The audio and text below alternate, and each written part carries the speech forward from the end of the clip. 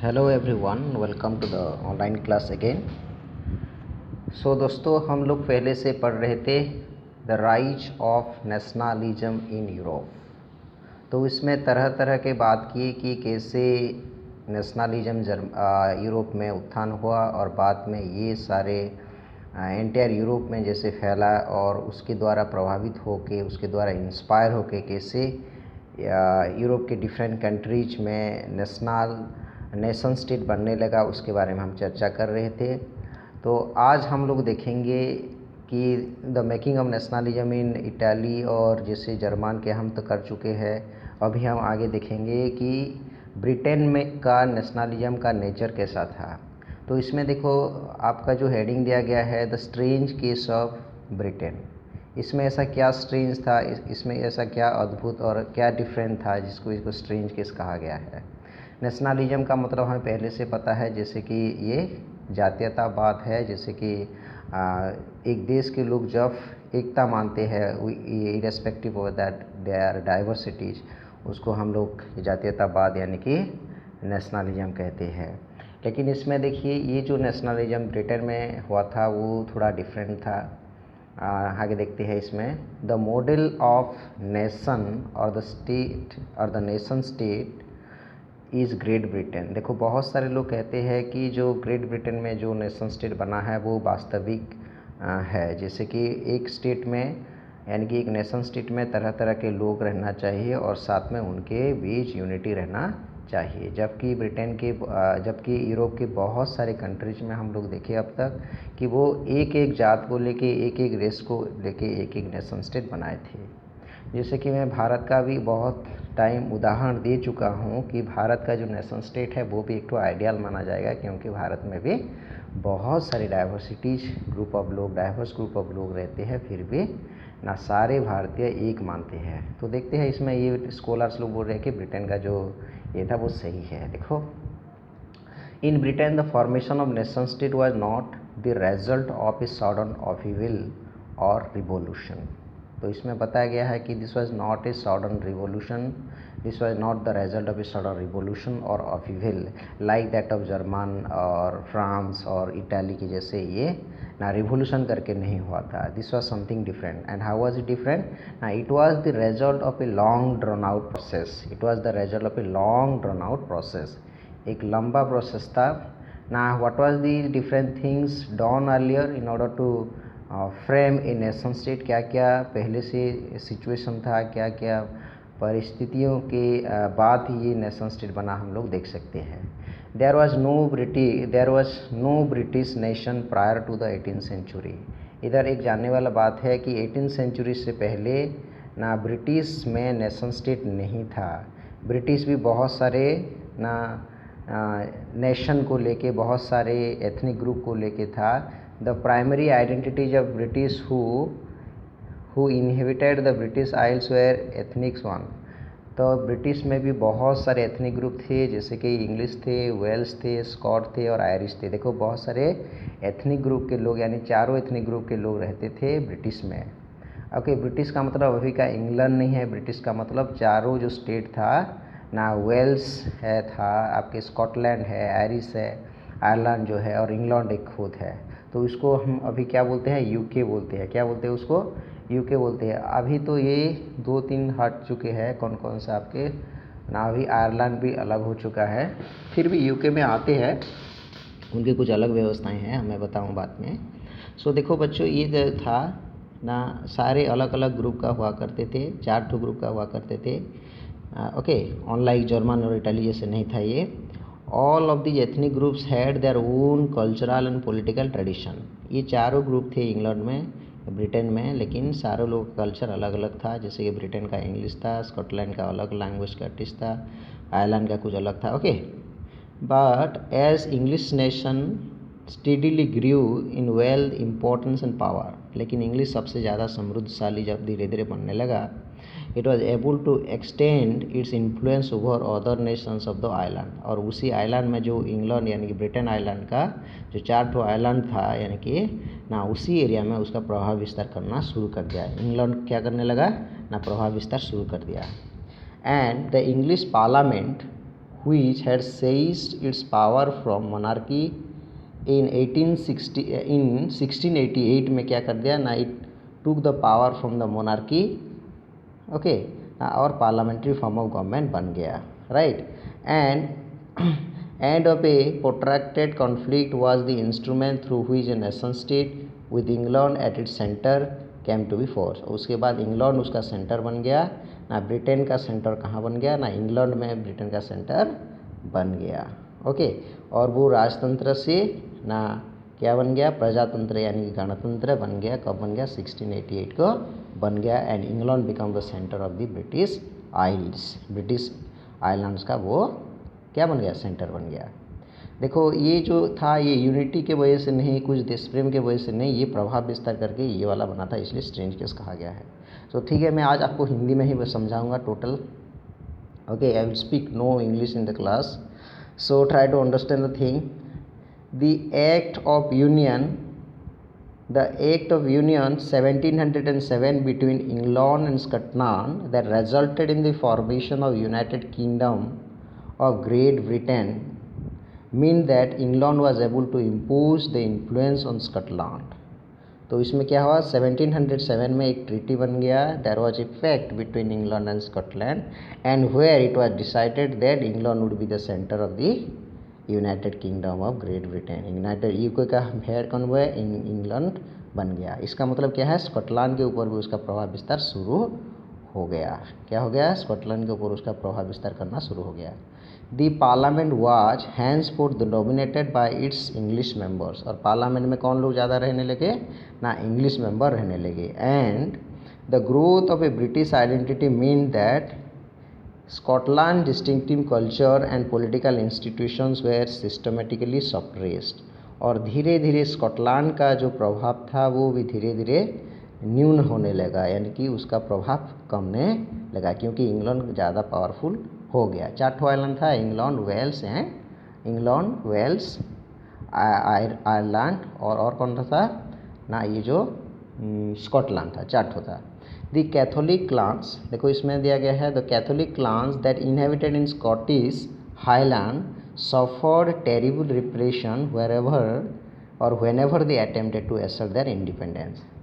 तो जब स्कॉटलैंड के जो कैथोलिक थे, कैथोलिक ग्रुप थे, you know the Christian are of two sect, दो ठो सेक्शन है, कैथोलिक एंड प्रोटेस्टेंट, दो ठो सेक्ट है उनके ना, कैथोलिक और प्रोटेस्टेंट था। जबकि इंग्लिश प्रोटेस्टेंट है और स्कॉटलैंड कैथोलिक का था। तो देखो ये कैथोलिक लोग जब भी कुछ उनका आवाज़ उठाते थे यानी कि इंडिपेंडेंट होने के लिए, तो उनको दबा दिया जाता था। The Scottish highlands were forbidden to speak their Gaelic language. Scottish लोग को भी मना कर दिया गया उनके लैंग्वेज नहीं बोलने के लिए। देखो ये ज़बरदस्ती नेशनलिज्म बनाया गया, यानी ज़बरदस्ती एक नेशन बना गया, इंग्लिश नेशन बना गया। इंग्लिश का मतलब सारे लोग को, चारों लोगों को, यानी कि चारों तो स्टेट को, जो चार ठो स्टेट था और उनके जो आइडेंटिटी, लैंग्वेज, कल्चर था वो गया, सब इंग्लिश कल्चर को फॉलो करने लगे। और wear their national dress and large में numbers were forcibly driven out of their homeland. और उनमें से बहुत सारे लोग को उनके होमलैंड से भी यानी कि भगा दिया गया, नेशनल ड्रेस पहनने के लिए मना किया गया, उनके लैंग्वेज बोलने के लिए भी मना किया। So the British culture was some way influencing other islands that existed in England. और ब्रिटेन में जो था उसको ना प्रभाव विस्तार करने लगा और it forcefully impose its own culture upon the rest of the island. दूसरे आइलैंड के ऊपर वो ज़बरदस्ती क्या करने लगा, उसका कल्चर को प्रभाव विस्तार करने लगा। तो Ireland suffered a similar fate, जैसे कि हम अभी देख रहे हैं, वो तो स्कॉटलैंड का केस था। अभी आयरलैंड में क्या होने लगा ना, Ireland also suffered A same case. It was a country deeply divided between the Catholics and Protestant. देखो इसमें भी कैथोलिक और प्रोटेस्टेंट के थे, जिसमें कि the English help the Protestant of Ireland to establish that dominance over a largely Catholic country. तो इसमें इंग्लिश लोग जबकि थे कौन सा थे, प्रोटेस्टेंट थे, तो उनको प्रोटेस्टेंट लोग यानी कि आयरलैंड का प्रोटेस्टेंट लोगों को सपोर्ट करना शुरू कर दिया गया, ओके, और उनको सप्रेस करने लगे। And after a failed revolt led by the Wolfe Tone and his United Irishman in 1798 Ireland was forcibly incorporated. Incorporated का मतलब मर्ज, किसके साथ मर्ज होने लगा ना, merge through the propagation of a dominant English culture, through the propagation और through the promotion of a English culture. देखो उनको आयरलैंड लोगों को भी मानना पड़ा इंग्लिश का कल्चर को। And the symbols of the new Britain, the British flag, the national anthem, okay, और क्या है, the English language were actively promoted and older nation survive only as a subordinate partners in his union.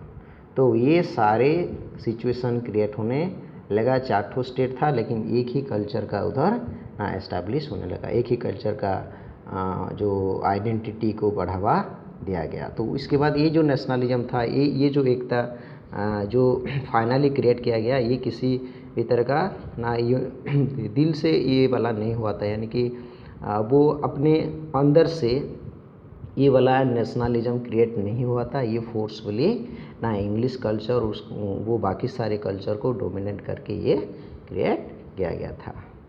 Okay, सो आगे हम देखेंगे, ये था जो nationalism जो जैसे डिफरेंट कंट्रीज में क्रिएट किया गया था, उनमें से एक स्टोरी था, हम आगे देखेंगे। Then next sub unit is your visualizing the nation. देखो चिल्ड्रन, पहले जो नेशन था, nation is a very abstract thing, is an imaginary thing, and now the different people, different nationalists came up with the idea that how they will give a concrete shape to their nation। तो इसमें क्या हुआ ना, visualising the nation का मतलब ना, nation तो एक एब्स्ट्रैक्ट आइडिया है, एन इमेजिनरी आइडियाज है। तो बहुत सारे नेशनलिस्ट जो थे उसी टाइम का ना, they came up with a idea, एक नया नया आइडिया लाना शुरू कर दिए कि कैसे जो नेशन को एक यानी कि एक कंक्रीट आइडिया दिया जाए, एक किसी एक सिंबल के साथ या किसी प्रतीक के साथ इसको जोड़ा जाए, ये भावना आया था। Okay, so while it is easy enough to represent a ruler through a portrait और a statue, how does one go about giving a face to a nation. देखो ये वाला हो गया, मैं बोल रहा था अभी। Artist in the 18 and 19 centuries found a way by personifying a nation। तो this was a culture of personifying the nation was started, यानी कि most of the European nation they started thinking their land as motherland. जैसे कि हम देखे थे पहले से ला पाट्री एंड ली सिट्यूएन, ये देखे थे कि ये वाला सिचुएशन वो लोग क्रिएट करने लगे। यानी कि अगर कभी भी वही सिंबल को देखेंगे तो ज़्यादा से ज़्यादा नेशनलिज्म उनके अंदर आएगा, ज़्यादा से ज़्यादा पैट्रियोटिज्म उनके अंदर क्रिएट होगा, यानी कि राइज होगा, उसके बारे में वो लोग सोचने लगे। इसलिए वो लोग क्या बना ले, जैसे भारत में हम लोग भारत माता बनाए, क्यों भारत माता है, कोई काली या दुर्गा ऐसे तो है क्या, ऐसा है नहीं कि एन इमेजिनरी मदर, ओके, जो कि इमेजिनरी मदर है, हम ये बिलीव करते हैं। वैसे ही जर्मन में जर्मानिया बना था, इटाली में वो इटालिया बना थे, ओके, बनी थी। और क्या है, जैसे कि फ्रांस में और क्या था, Marianne, okay. So different countries of the Europe they started personifying their nation. Personifying का मतलब they started giving humanly attribute, humanly qualities to the nation को वो लोग ह्यूमनली क्वालिटीज़ देना शुरू कर दिए। And nations were then portrayed as female figures, okay, ज़्यादातर के मदर या फीमेल फिगर्स माना गया। And the female form that was chosen to personify the nation did not stand for any particular woman in real life, rather it sought to give the abstract idea of a nation a concrete form। देखो मैं जैसे बता रहा था, कोई real life से कोई किसी मदर को या किसी इमेजिनरी ऐसे जो पहले एग्जिस्ट थी उसके बारे में नहीं सोचा गया, वो कुछ अलग ही एक इमेजिनरी फिगर इसके लिए तैयार किया गया था। And the female figure became an allegory of the nation. Allegory का मतलब when a thing convey to meaning, जब एक चीज़ दो ठो मीनिंग बताता है। कभी कभी जैसे कि हम पोएम में पढ़ते हैं, कभी कभी आप क्लास 9 में पढ़े होंगे, एक पोएम है, एक अच्छा सा पोएम है जिसमें कि the road not taken, that is an allegorical meaning। The poem contain an allegorical meaning, that means sometime the road is something about the career and at a point of time it is also the normal road। literary road भी हो सकता है और symbolically career हो सकता है। वैसे ही ये भी जो नेशन का जो बना गया था, नेशन एक फीमेल कैरेक्टर है, लेकिन फीमेल को का जो इमेज था वो किसको बता रहा था, ना जो नेशन को बता रहा था। So during the French Revolution, artists used female allegory to portray ideas such as liberty, justice and republic। ये सारे को भी वो लोग एलिगोरी पोर्ट्रेट किए थे, जैसे कि लिबर्टी का मतलब जो दिखाए थे, ब्रोकन चेन दिखाया गया था, जस्टिस को दिखाया गया था, रिपब्लिक को दिखाया गया था। सो बहुत सारे सिंबल वो लोग क्रिएट किए थे, इसका मतलब वही सिंबल दो ठो मीनिंग बता रहा था। And these ideals were represented through specific object और सिम्बल्स। दी एट्रीब्यूट्स ऑफ जैसे कि liberty are the red cap, broken chain, हाँ यही बता रहा था।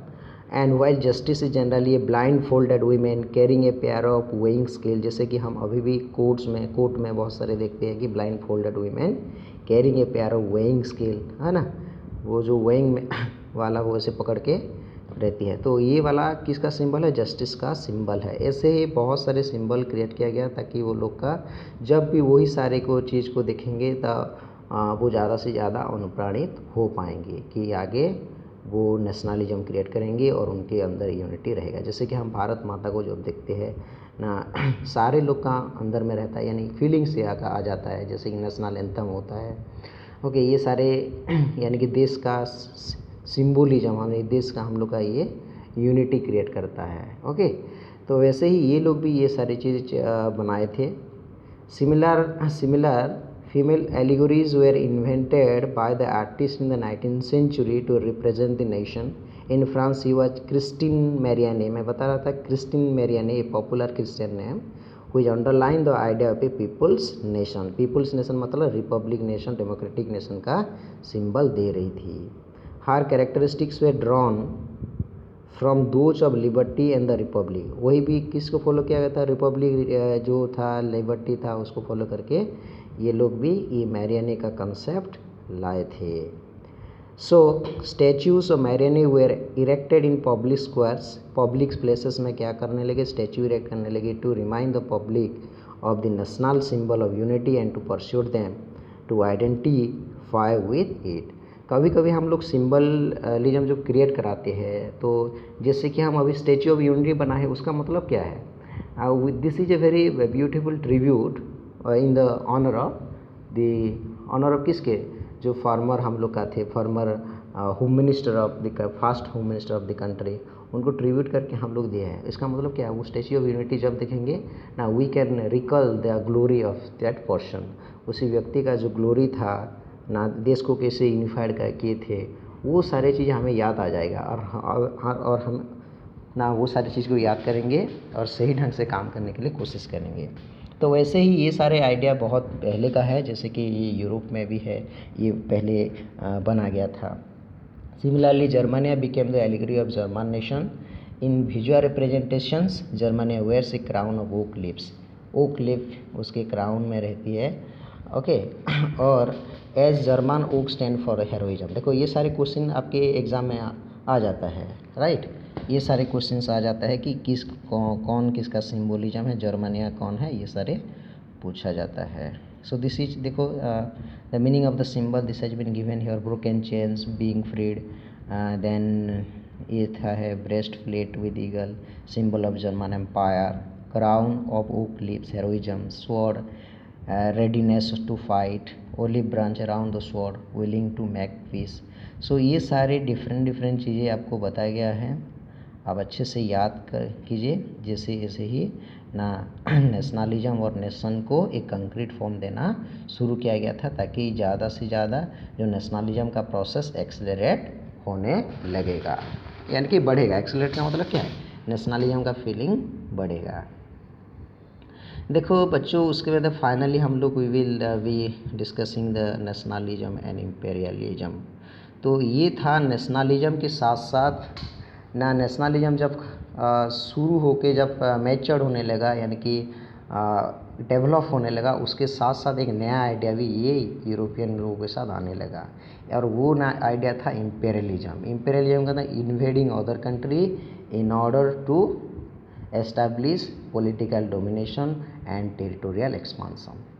देखो ये लोग तो नेशनलिज्म तक किए, यूनिफाइड हुए, साथ साथ ना दूसरों लोगों का जो दूसरे कंट्रीज को इन्वेड करना, उनका टेरिटोरी को एक्सपांड करना और साथ में पॉलिटिकल डोमिनेशन ये करना, इसको क्या कहने लगे ना, साम्राज्यवाद कहने लगा। तो ये देखो ये साम्राज्यवाद शुरू हो गया था। देखो बच्चों, नेशनलिज्म के साथ साथ साम्राज्यवाद भी शुरू हो गया।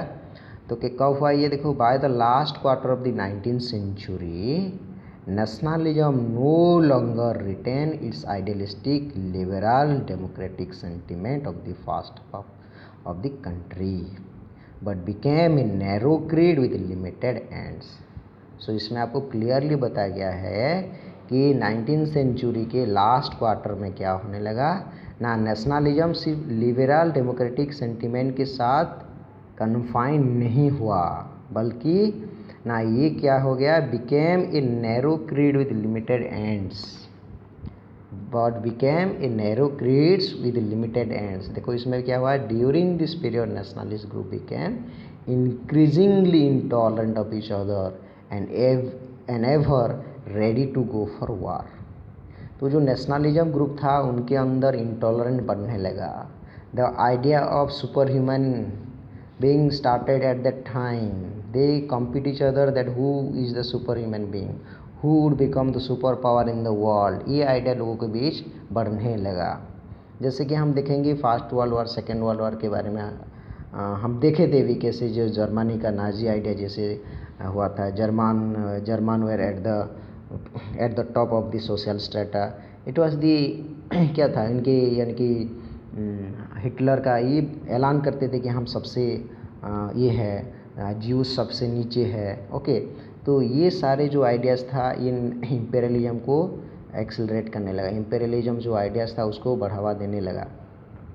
सो देखो, the major European powers in turn manipulated the nationalist aspiration of the subject peoples in Europe to further their own imperialistic aims. तो जो रूलर्स बनने लगे ना, इम्पेरियलिज्म का आइडिया लोगों के बीच फैलाने लगे, जैसे कि हिटलर फैलाने लगे थे, और उसके पहले भी जो काइजर विलियम थे वो भी फास्ट थे, काइजर विलियम फास्ट थे, वो भी उसी आइडिया के थे कि कैसे टेरिटोरियल एक्सपांसन होगा। इटली और जर्मनी बाद में हुए थे नेशन स्टेट, और उनके कोई भी कॉलोनी नहीं था, तो कोई भी साम्राज्य उनके नहीं था, तो ये लोग भी भिड़ गए थे इस रेस में।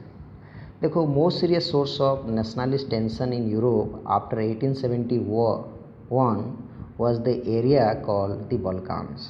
1871 के बाद बल्कान में ये नेशनलिस्ट टेंशन बहुत ज़्यादा हो गया। देखो, बल्कान एरिया के बारे में हर साल कुछ ना कुछ क्वेश्चन पूछा जाता है, कभी कभी शॉर्ट क्वेश्चन। अभी एक तो आया था स्लेब्स, उस एरिया का नाम क्या बोला जाता है, स्लेब्स कहा जाता है। ऐसे क्वेश्चन आता रहता है। देखो बच्चों, इसमें the most serious question of the nationalist tensions in Europe after 1871 was the area called Balkan. Balkan area was a group of small states of different race and ethnic group के द्वारा ये था, और छोटे छोटे स्टेट थे। और जब वो लोग यानी कि नेशन स्टेट बन गए, वो आपस में लड़ने लगे, और वो जब आपस में लड़ने लगे, वो यूरोप के जो बिग पावर थे वो इंटरफेयर करने लगे, और फिर आपस में लड़ने लगे। उसके बाद वो क्या हो जाएगा ना, फर्स्ट वर्ल्ड वॉर शुरू हो गया 1914 में ना, शुरू हो गया 1914 में हो गया। ओके, 1914 में शुरू हो गया था। Okay, and lasted for a period of 5 years। Okay, नहीं तो 18 तक शुरू यानी कि चला था। तो देखो, ये बल्कान का इशू हम देखते हैं। Balkan was a region of geographical and ethnic variation comprising modern day Romania, Bulgaria, Albania, Greece, Macedonia, Croatia, Bosnia Herzegovina, Slovenia, Serbia, ये कितने सारे देखो, Montenegro, whose inhabitants are broadly known as the Slavs. शायद उड़ीसा से आधा होंगे ये लोग, नहीं इतना तो छोटा नहीं। तो ये सारे इतने छोटे छोटे स्टेट थे, और वो आपस में एक एक स्टेट बन गए थे, यानी कि नेशन स्टेट बन गए थे। देखो, मैं हमेशा बोलता हूँ, पॉलिटिकल साइंस में हो या हिस्ट्री में, स्टेट का मतलब हमेशा कंट्री होता है। ओके, पॉलिटिकल साइंस में स्टेट का मतलब क्या होता है, कंट्री होता है। सो देखो, ये बहुत सारे थे ये बल्कान एरिया में, a large part of the Balkan was under the control of Ottoman empire, जो कि मुस्लिम एम्पायर के अंदर था। जैसे ग्रीस 1832 में जैसे आज़ाद हुआ था कि नहीं, तो ये बल्कान का पार्ट था एंड ये ऑटोमन एम्पायर का पार्ट था, वो ग्रीस भी है ना। So the spread of the ideas of romantic nationalism in Balkan together with the disintegration of the Ottoman empire made this region very explosive. तो ये सारे ऑटोमन के थे और ऑटोमन एम्पायर जब टूट गया, यानी कि जब वीक होने लगा, इनकम्पिटेंट और वीक हो गया, उसी टाइम क्या हुआ ना, इसमें और भी बहुत ज़्यादा भयानक सिचुएशन क्रिएट हो गया। सारे लोग स्वाधीन हो गए और आपस में फिर से टेरिटोरी के लिए लड़ने लगे। All through the 19th century, the Ottoman Empire had sought to strengthen itself through modernization and internal reforms, but with very little success.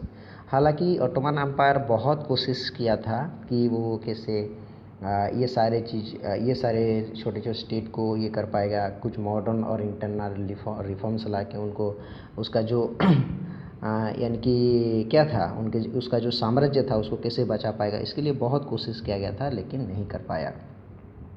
One by one it's European subject nationalities broke away from its control and declared independence.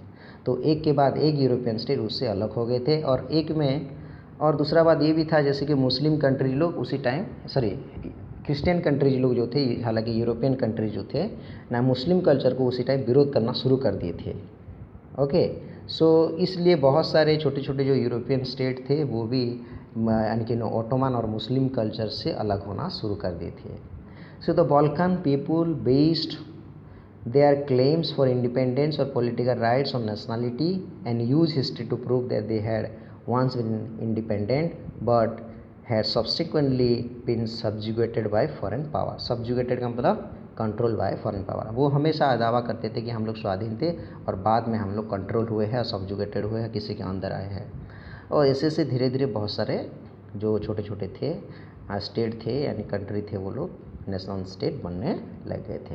Hence the rebellious nationalities in Balkan thought of their struggle as attempt to win back their long lost independence. So as difficult as the different Slavic nationalities struggle to define their identity and independence, the Balkan area became an area of intense conflict. जब सारे जो छोटे छोटे European state थे, जब वो सारे लड़ना शुरू कर दिए, सारे इंडिपेंडेंट होना शुरू कर दिए, तो इस एरिया में बहुत टॉर्मोइल यानी बहुत डिस्टर्बेंस शुरू हो गया था। And okay, the Balkan states were fiercely jealous of each other. देखो दूसरा में वो तो नेशनल स्टेट के लिए लड़ते थे। ओके, और एक बात क्या हुआ, they were jealous of each other, एक दूसरे को लेके जलते थे, यानी कि कैसे टेरिटोरियल एक्सपांसन होगा, कैसे हम उससे ज़्यादा डेवलप होंगे, ये सारे चीज़ों भी आने लगा। Okay, this was the most disturbance area and it was the main and sole region of the Balkan of the First World War. This is called the immediate cause कहा जाता है इसको। ओके, ये बल्कान इशू जो था immediate cause था, हम आगे भी देखेंगे। सो देखो, the Balkan states were fiercely jealous of each other and each hope to gain more territory at the expense of others, दूसरा लोगों का टेरिटोरी को छीन के वो लोग अपना टेरिटोरी विस्तार करना सोचते थे। Matters were further complicated because the Balkans who became the scene of big power rivalry. मैं पहले से बोल रहा था, when there was interference of the different big powers of Europe came in, जब आने लगे तो ये वाला सिचुएशन और गड़बड़ हो गया।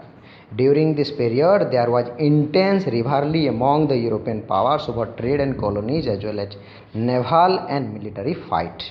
ये मैं पहले से बताया था, जैसे कि जर्मन और इटाली बाद में नेशन स्टेट बनने लगे और वो फ्रांस और इंग्लैंड के काफ़ी पीछे थे, तो ये लोग भी टेरिटोरियल एक्सपांसन के ऊपर ध्यान देने लगे, तो ये सिचुएशन क्रिएट होने लगा। इसी एरिया में भी इंटरफेयर करने लगे, तो आपस में फिर लड़ना शुरू कर दिए। This rivalries were evident in the Balkan problem unfolded. Balkan problem में ये आ गया। ईच पावर जैसे कि Russia, Germany, England, Austria, Hungary was keen on countering the hold of other powers over the Balkans and extending its control over the area, and this led to a series of war in the regions, and finally the First World War broke out in 1914 में First World War हो गया था। So this was the condition there and nationalism aligned with imperialism. Nationalism तो हुआ ही, साथ में क्या आने लगा ना, साम्राज्यवाद का चिंताधारा भी आ गया। Led European to disaster in 1914, disaster, it became a very big disaster, a havoc in the mankind, among in the life of the mankind. But meanwhile, many countries in the world which had been colonialized by the European powers in 19th century began to oppose the imperial domination. लेकिन 19th century के बाद, यानी कि जो 20th century में और क्या होने लगा ना, ये जो आइडिया ऑफ इम्पेरियलिज्म ज़्यादा ना काम नहीं कर पाए, क्योंकि जो जितने भी कॉलोनियल स्टेट थे, जितने भी जैसे कि भारत हो, चाइना हो, ये लोग भी क्या करने लगे ना, they were against the imperial situation, imperial power.